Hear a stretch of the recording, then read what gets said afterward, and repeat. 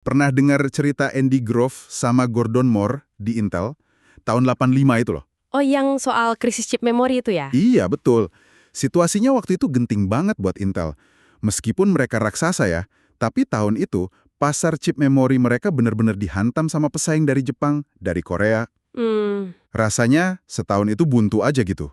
Nah, terus si Grove ini nanya ke Moore, kalau kita dipecat nih, terus Dewan Direksi cari CEO baru, menurutmu apa yang bakal dia lakuin? dan jawaban Moore itu, cepet banget ya. Langsung bilang, dia pasti bakal keluarin kita dari bisnis memori. Iya, Jawaban instan gitu seolah-olah nunjukin kalau ya di level tertentu mereka sebenarnya udah tahu solusinya apa. Cuma mungkin belum berani aja ngakuinnya. bener banget. Terus Grove nimpali, pinter banget dia. Kenapa kita nggak keluar aja dari pintu ini, terus masuk lagi dan lakuin itu sendiri? Haha, iya. Simple tapi kena banget ya. Pertanyaan simpel itu ternyata jadi pemicu perubahan gede banget. Intel keluar dari bisnis memori, fokus ke mikroprosesor, dan ya sisanya kita tahu lah ya, jadi sejarah teknologi. Nah, cerita Intel ini pas banget nih buat jadi pembuka diskusi kita kali ini. Berdasarkan materi yang Anda bagikan, intinya soal kekuatan mengubah cara pandang kita, gitu. Tepat.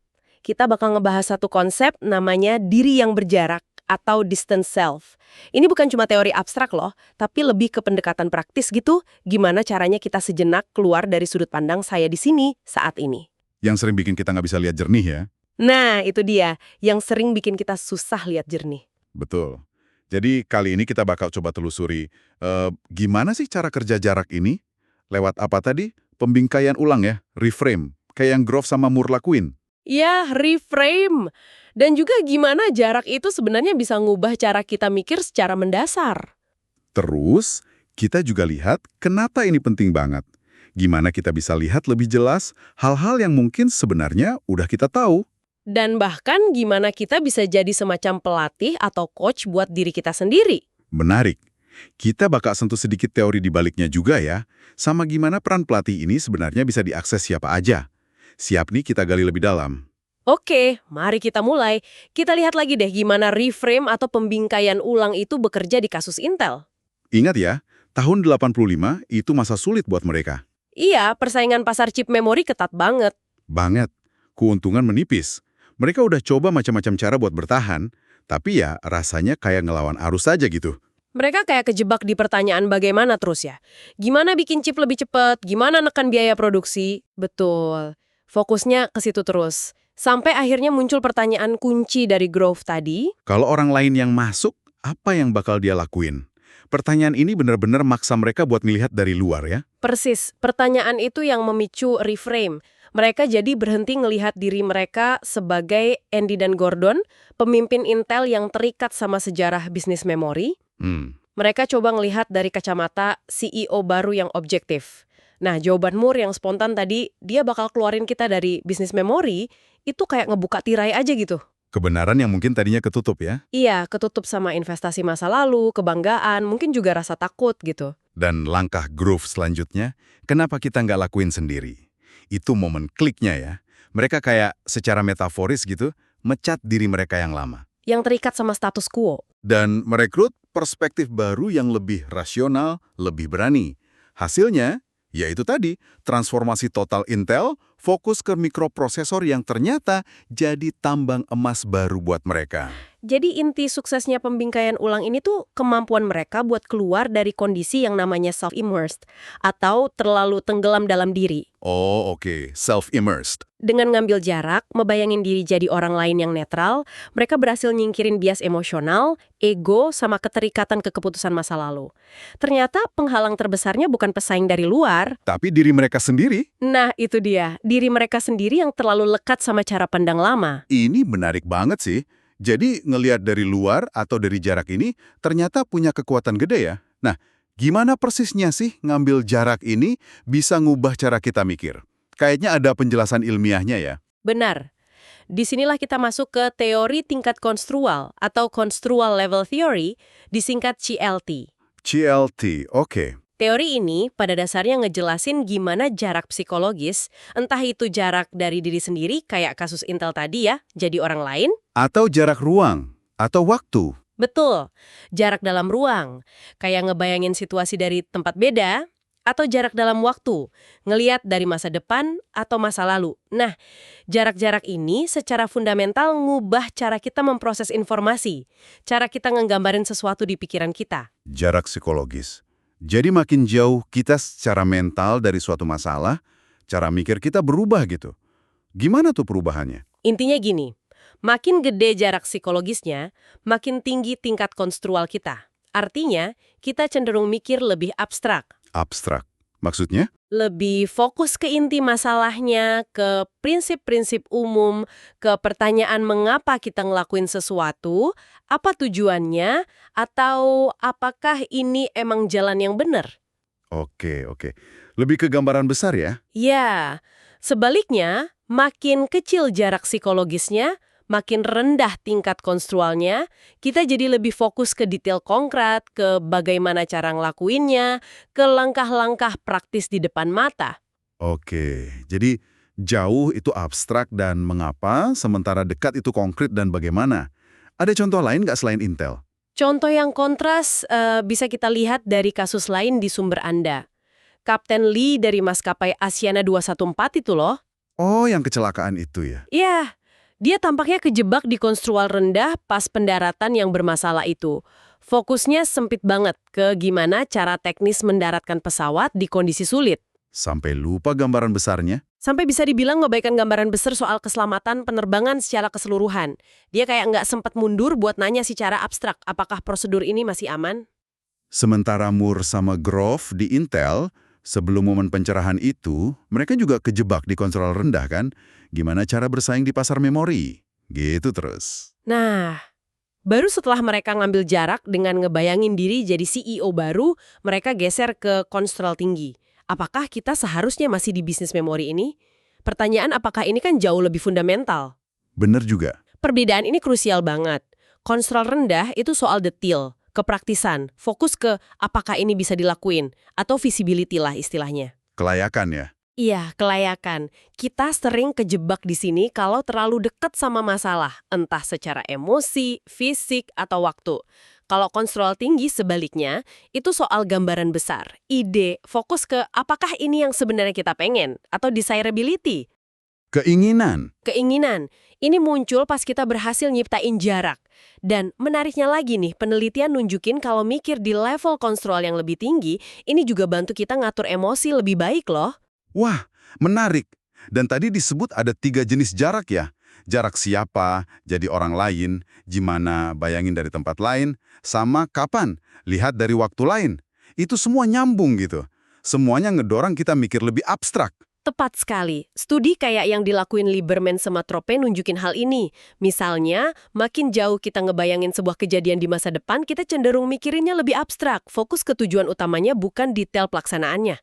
Oh gitu ya? Jadi ketiga dimensi jarak ini, diri, ruang, waktu, kerjasama gitu buat ngedorong kita keluar dari detail dan ngelihat gambaran yang lebih luas. Jadi kuncinya bukan berarti mikir abstrak selalu lebih baik dari konkret dong. Bukan gitu. Kuncinya itu nyocokin tingkat konstrual sama tugas yang dihadapi. Anda butuh perspektif luas buat bikin keputusan strategis atau evaluasi tujuan hidup, ya ciptain jarak pakai konstrual tinggi.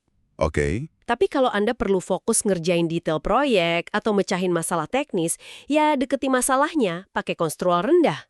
Kemampuan buat fleksibel gonta-ganti antara dua tingkat konstrual inilah yang berharga banget. Bisa zoom in, bisa zoom out gitu ya secara mental. Nah, persis. Intinya, kemampuan mundur selangkah ini secara mental maksa otak kita fokus ke gambaran besar, bukan detail teknis remeh-temeh yang seringkali ngejebak kita. Ini mulai masuk akal banget ya. Dan ini juga ngejelasin kenapa kadang orang luar bisa ngelihat situasi kita lebih jernih ya. Balik ke Intel tadi, pas mereka akhirnya ngumumin keluar dari bisnis memori, katanya reaksi pelanggan mereka biasa aja. Iya, bahkan ada yang bilang, lo kok baru sekarang gitu kan? Iya, kok bisa gitu? Ya karena orang luar dalam hal ini pelanggan ya, mereka kan nggak punya keterikatan emosional atau beban sejarah keputusan kayak manajemen Intel. Oh ya, benar juga. Mereka ngelihatnya ya berdasarkan realitas pasar saat itu aja. Nah, ini kontras banget sama apa yang terjadi di perusahaan kayak Digital Equipment Corporation atau DEC. Ken Olsen, pendirinya, itu begitu terikat sama paradigmanya sendiri. DEC itu perusahaan mini komputer, titik. Dia nggak bisa ngambil jarak dari identitas itu ya? Nggak bisa. Akibatnya dia gagal ngelihat pergeseran besar ke arah mikrokomputer. Pasar yang justru kemudian didominasi Intel. DEC akhirnya kesingkir deh. Wah, sayang banget ya. Ini pelajaran penting berarti. Soal bahayanya kejebak di cara pandang yang udah mendarah daging, nggak mau ngelihat dari luar. Jadi ngambil jarak itu bukan cuma soal nyari sudut pandang baru, tapi juga soal keberanian buat melepas. Melepas apa tuh? Melepas identitas lama, kami ini perusahaan memori, kayak kata Moore tadi, terus melepas keterikatan sama keputusan masa lalu. Meskipun mungkin nyakitin ya. Proses inilah yang bikin kita bisa ngelihat apa yang mungkin sebenarnya udah jelas buat orang lain. Atau bahkan buat bagian diri kita yang lebih objektif ya? Nah, bagian diri kita yang lebih objektif dan rasional. Oke. Kita udah lihat gimana Intel berhasil membingkai ulang, terus sudah paham juga gimana jarak bekerja lewat teori tingkat konstrual. Pertanyaan berikutnya nih, gimana caranya kita bisa secara aktif pakai jarak ini dalam kehidupan sehari-hari? Terutama pas lagi hadapin dilema atau keputusan sulit gitu. Nah, disinilah ide diri yang berjarak sebagai pelatih masuk kan? Bener banget. Konsep diri yang berjarak sebagai pelatih atau the distance self as coach ini, cara yang praktis banget buat nerapin prinsip jarak psikologis tadi. Jadi kita jadi pelatih buat diri sendiri. Iya, tapi penting dicatat nih, ini bukan berarti Anda harus sewa pelatih beneran loh ya. Ini lebih ke ngaktifin pelatih internal Anda sendiri. Pelatih internal, gimana tuh maksudnya? Ini tuh kemampuan kita buat ngakses perspektif seorang pengamat yang objektif, yang netral, dari dalam diri kita sendiri. Coba bayangin deh, Anda lagi main di lapangan, entah itu lapangan kerja, hubungan, atau keputusan pribadi. Terus Anda sejenak keluar dari lapangan itu, berdiri di pinggir sebagai pelatih yang ngamatin diri Anda yang lagi main. Nah, persona pelatih ini cara ampuh buat ngiptain jarak psikologis itu secara sadar. Oke, jadi kita ngebayangin diri kita jadi pengamat luar buat diri kita sendiri. Gimana cara munculin persona pelatih ini? Ada hubungannya sama 3 dimensi jarak tadi? Banget, nyambung banget. Sumber, Anda ngejelasin ini lewat 3 cara yang ngerefleksin dimensi jarak tadi. Oke, apa aja tuh? Pertama, menjadi orang lain, be someone else. Pas Anda ngadopsi persona pelatih, Anda bukan lagi saya yang penuh ego, yang perlu ngebela diri, atau yang terikat sama keputusan masa lalu. Anda jadi pengamat netral, kayak Groff sama Moore tadi ngebayangin diri jadi CEO baru. Atau Anda bisa tanya ke diri sendiri, kalau temen baik saya ngalamin ini, nasihat apa ya yang bakal saya kasih? Oh iya. Seringkali kita lebih bijak ngasih nasihat ke orang lain ya, daripada ke diri sendiri. Nah, itu dia. Kedua, berada di tempat lain, be somewhere else. Ini secara mental mindahin diri Anda dari pusat badai ke tempat yang lebih tenang, lebih jauh. Kayak nonton dari balkon gitu. Bisa jadi, ngebayangin Anda lihat situasi dari atas balkon atau dari seberang ruangan.